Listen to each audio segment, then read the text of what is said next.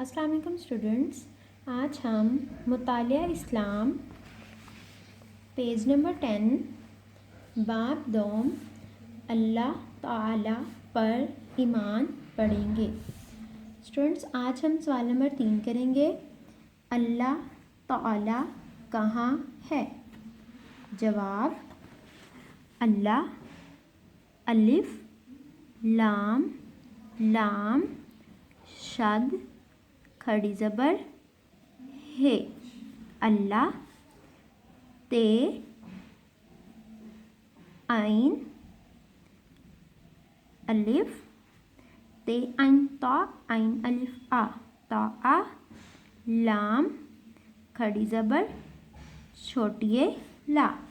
अल्लाह ताला हे रे हर जीम गाफ है का जगह मीम व मो जीम व जू दाल मौजूद है बढ़िए है मौजूद है। लास्ट पे हम ख़त्मा लगाएंगे। अल्लाह ताला हर जगह मौजूद है। स्टूडेंट्स, अब हम इसको रिवाइज करेंगे।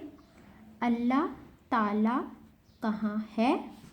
जवाब अल्लाह ताला हर जगह मौजूद है। एक बार फिर से रिवाइज करेंगे। अल्लाह ताला कहाँ है? जवाब अल्लाह ताला हर जगह मौजूद है।